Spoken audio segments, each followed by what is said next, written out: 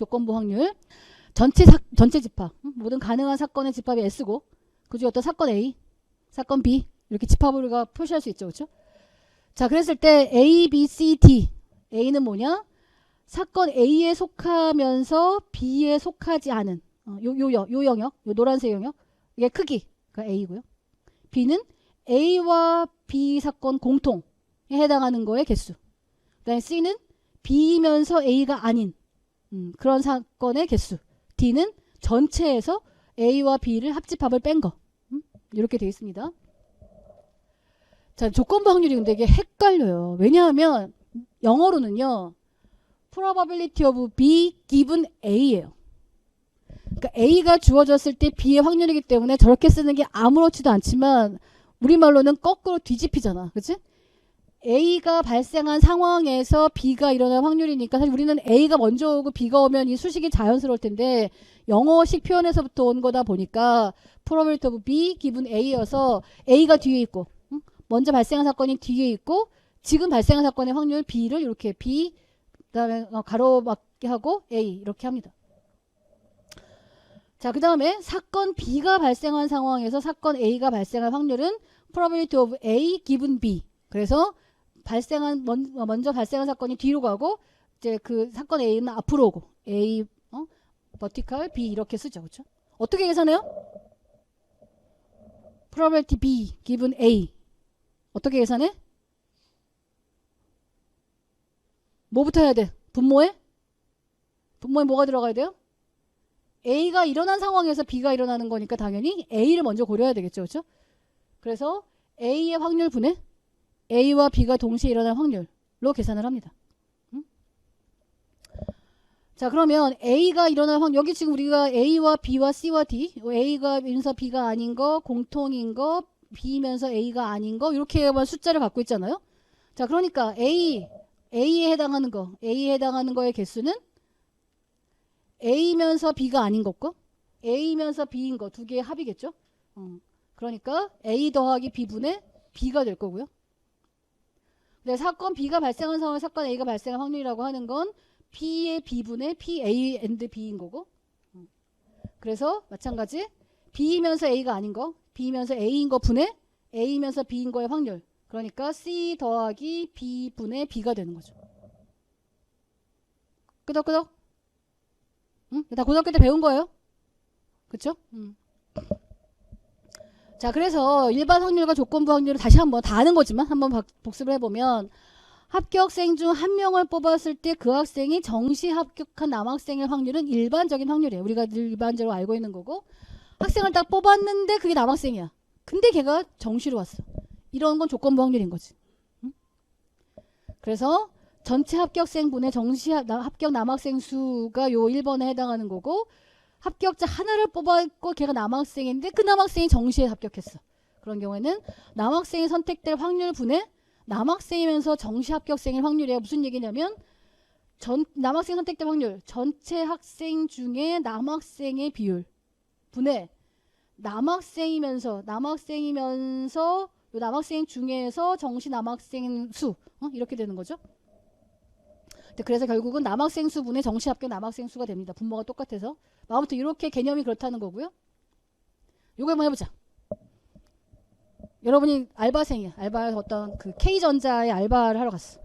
근데 거기서 컴퓨터도 팔고 마우스도 팔아요. 근데 사장님이 여러분한테 얘기했어. 야, 마우스 좀 팔아봐. 야, 마우스 판매량 좀 늘려봐. 이렇게 얘기했어. 자, 그래서 마우스 구매. 이 마우스 어떠세요? 이 마우스 어떠세요? 이런 식으로 손님한테 마우스를 추천하려고 합니다. 자, 그러면 모든 손님들한테 마우스 추천하는 게 좋을까? 아니면 컴퓨터를 사는 사람한테 마우스를 추천하는 게 좋을까? 느낌적인 느낌은 어떤 게 좋을 것 같아요? 어떤 게 더 효과적일 것 같아요? 가서 요 마우스 어떠세요? 이렇게 말하는데 모든 그냥 딴 거 보고 있는데 다른 거 보고 있는 사람한테 가서 이 마우스 어떠세요? 라고 얘기하는 게 좋겠어요? 아니면 컴퓨터를 사려고 하는 사람한테 마우스를 사려고 하는 게 좋겠어요? 느낌적인 느낌으로 그치? 컴퓨터를 사려고 하는 사람한테 너무 당연하죠. 산수로 해보면 A라는 사건은 컴퓨터를 구매하는 사건이고 B라는 사건은 마우스를 구매하는 사건이라고 합시다. 자, 그러면 경험적으로 여러분 알바생이잖아. 알바생이어서 이렇게 여러분이 그 근무하는 기간 동안 봤더니 손님 중에 이 전자 거래하는 그런 가게이다 보니까 한 10명 중에 6명은 컴퓨터를 샀었어. 오케이. 0.6. 그 다음에 손님이 마우스를 사는 걸 봤더니 10분 중에 5분이 마우스를 샀었어. 오케이. 0.5. 자, 그 다음에 손님이 와서 컴퓨터와 마우스를 동시에 구매한 건 10명 중에 한 4명쯤 됐어. 아, 그렇구나. 오케이. 자, 그러면 여기 봅시다. 모든 손님들에게 마우스를 권하는 것이 좋을까? 컴퓨터를 구매한 사람들에게만 마우스를 추천하는 것이 좋을까? 라고 하는 거잖아요. 자, 그러면 모든 손님에게 마우스를 권하는 것이 좋을까? 라고 하는 거는 어떤 확률일까요? 마우스를 살 확률이겠죠. 들어온 임의의 손님이 마우스를 살 확률일 거고, 컴퓨터를 구매하는 사람이 마우스를 산다라는 건 어떤 확률이에요?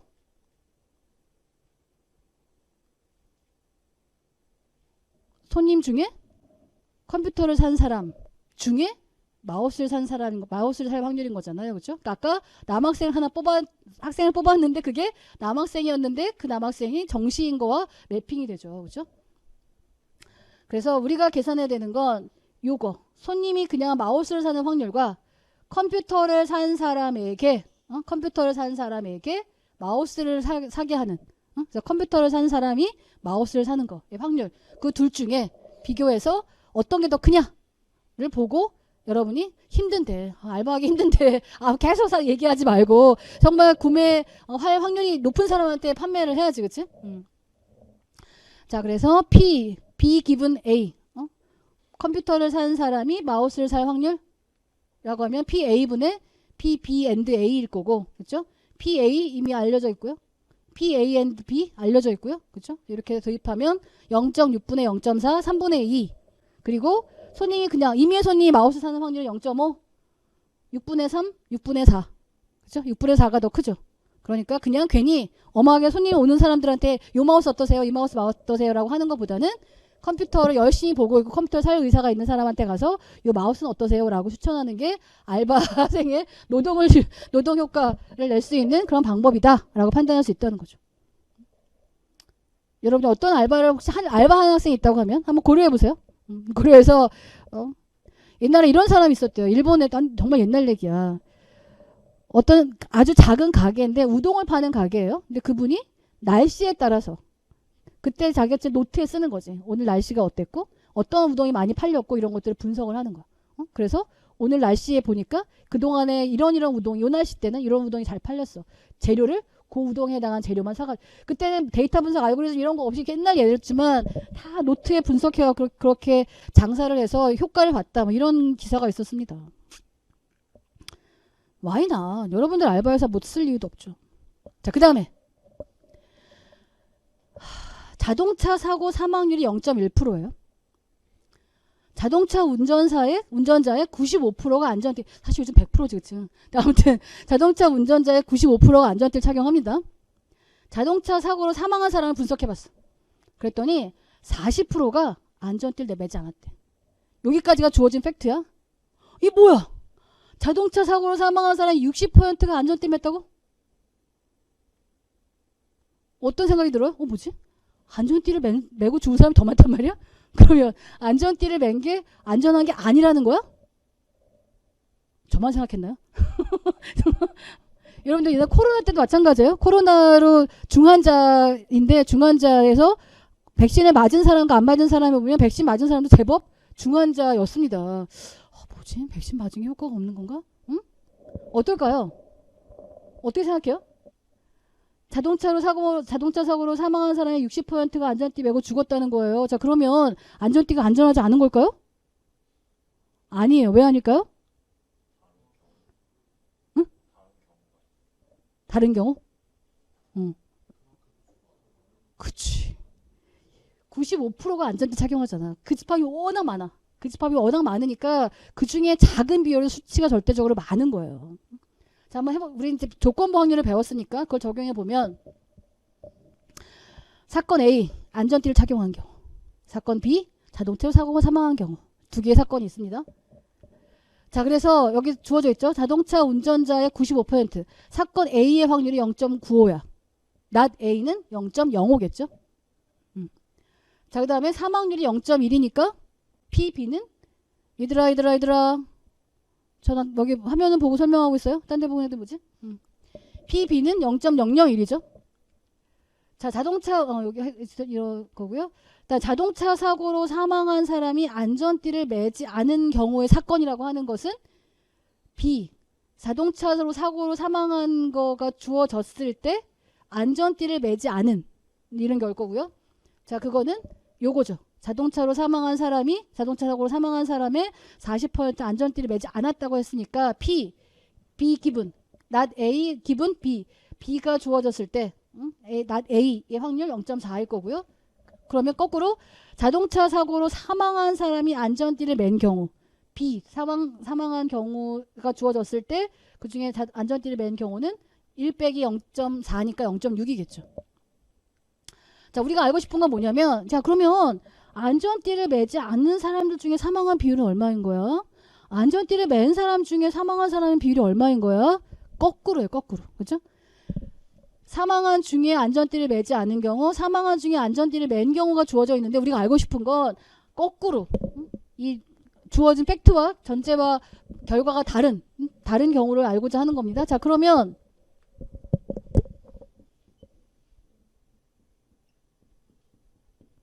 이거 어떻게 계산한다고요? 뒤에 보이죠? P, B 기분 A 어떻게 계산한다고? 분모가 뭐가 와요? PA 분의 P, B, and A죠. 자, 그 다음에 P, A 기분 B. B가 주어졌을 때 A의 확률은 P, B분의 P, A, and B겠죠. 자, 그래서 우리가 이게 주어져 있어요. 그렇죠? 이게 주어져 있는 상태에서 얘를 알고 싶어요. 자, 얘를 알고 싶은데 어떻게 계산하면 될까요? 근데 사실은 얘도 이미 알려져 있고요. 우리가 지금 알고 싶은 건 얘예요. 그렇죠? 얘도 다 알고 있어요. 얘도 알고 있어요. 그럼 뭘만 계산하면 돼요? 그리고 요걸 알고 있어요. 그렇죠? 우리가 요것도 알려져 있고 얘도 알려져 있고 얘도 알려져 있는데 얘를 알고 싶어. 그렇지? 그럼 뭘 알아내면 돼? 이거 알아내면 돼. 이거. 그렇죠? B, P, B, and A 이걸 알아내야 돼요. 어떻게 계산하면 돼요? 이게 주어져 있으니까 P, A, and B는 P, A 기분 B 곱하기 P, B겠죠. 그죠? 그래서 계산을 어떻게 하면 돼? 요거 값을 계산해가지고 여기에 쏙 집어넣으면 저 계산 결과를 얻어낼 수 있는 거죠. 응? 그래서 이 값 다 주어져 있으니까 계산을 해서 집어넣으면 된다는 거고. 얘들아, 이거 잘 기억해야 돼. 제가 그때 얘기했죠. 정말 중요한 거거나 변별력이 분명한 거가 시험에 난다고 분명히 얘기했습니다.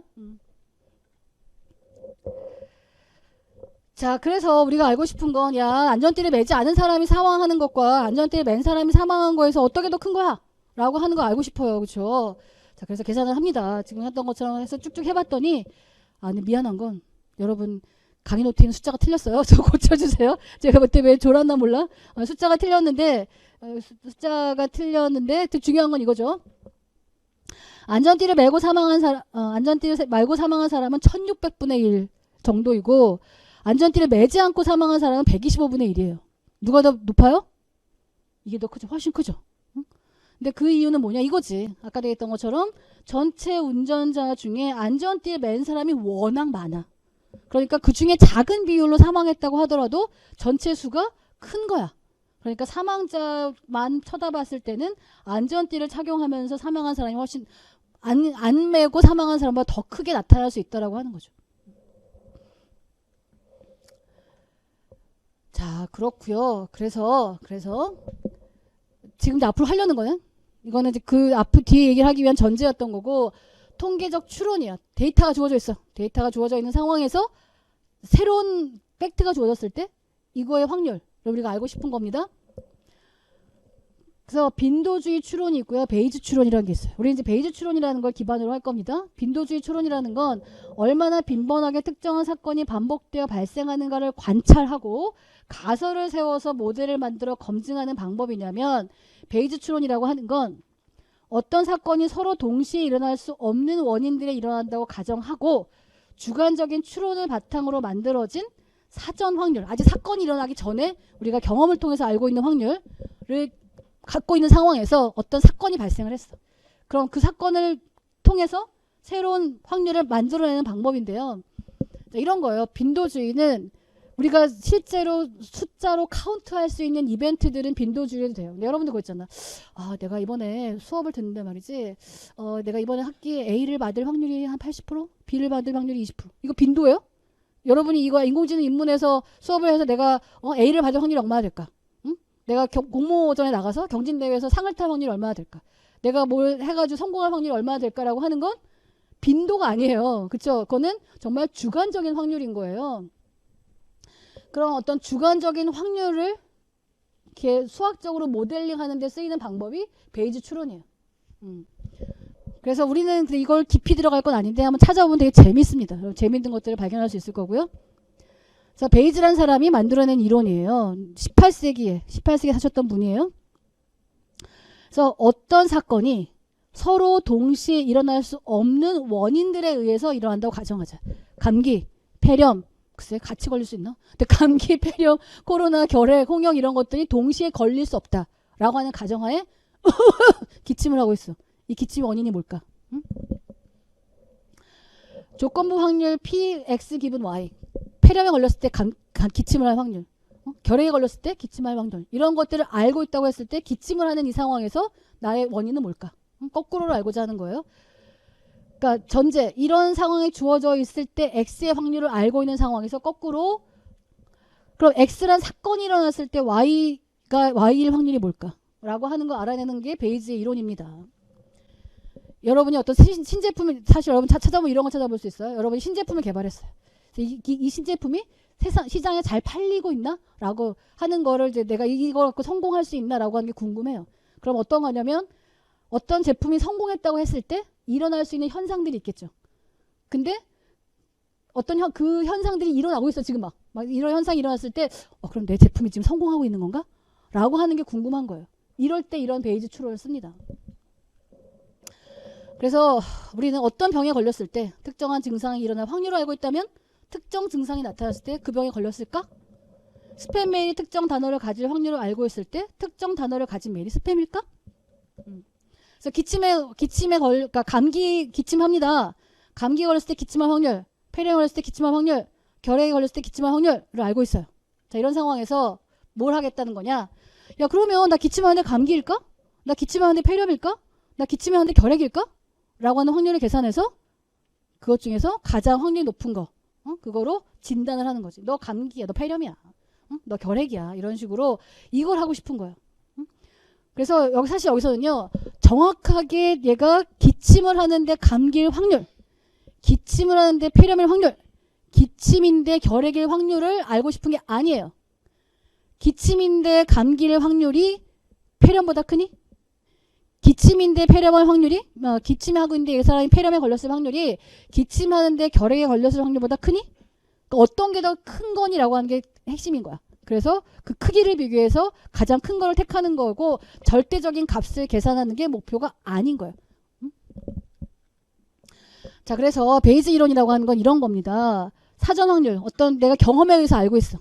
어떤 이미 관찰들을 통해서 어떤 사건이 일어날 확률을 알고 있고요. 어떤 사건이 일어났어요. 어떤 특정한 사건이 발생했습니다. 자, 그리고 우리가 알고 있는 또 뭐가 경험적으로 뭘 알고 있냐면요. 이런 상황일 때, 어떤 상황일 때 이 사건이 발생할 확률을 알고 있어요. 내가 감기가 걸리면 어떤 기침할 확률이라는 거 알고 있어요. 사람들이 감기에 걸릴 확률, 내가 지금 기침을 하고 있고. 자, 그랬을 때 사후적으로, 그러니까 여기서의 사후라는 건 뭐냐면 어떤 사건이 발생을 했잖아. 그러니까 그 후에 확률을 계산하는 거기 때문에 사후 확률이라는 표현을 쓰는 거예요.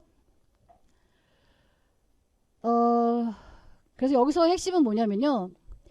제가 이제 반복해서 얘기하지만 이 정확한 값을 계산하고 싶은 게 아니고 아까도 했던 것처럼 어떤 원인이 동시에 일어나지 않는 여러 개의 원인이 있다고 할 때 그 원인 중에 정말 주요한 원인이 뭐니? 라고 하는 게 궁금한 거야. 그래서 이렇게 하는 거예요. 어떤 원인이, 어떤 사건 원인이 기침을 하는데 결핵일 확률, 기침을 하는데 감기일 확률, 기침을 하는데 폐렴일 확률 있다고 하면 우리가 또 조건부 확률 공식에 의해서 계산을 할 거잖아요. 이렇게 계산식이 주어집니다. 잘 쳐다봤더니 여기도 PD, 여기도 PD, 여기도 PD 똑같은 값이 있어요. 아까 얘기했죠. 절대적인 값을 알고 싶은 게 아니라 크기 관계를 알고 싶은 거기 때문에 굳이 얘를 계산하고 싶지 않아요. 뭐에 비례하는지만 알면 돼요. 그래서 베이스 정리를 쓸 때는 이 수식을 다 계산하는 게 아니고 요것만 계산해요. 요것만 계산해. 그래서 우리는 예상하는 원인 여러 가지 중에서 가장 주요한 원인 한 가지를 찾고 싶은 거기 때문에 절대적으로 계산하는 것이 아니라 요 계산, 요 값만. 그래서 내가 이미 알고 있는 사전 확률과 이런 상황이 주어졌다고 할 때 이 사건이 발생할 확률, 요것만 가지고 계산을 해서 소팅을 해가지고 그 중에 정말 중요한 것들을 원인으로 끄집어낸다라고 하는 겁니다.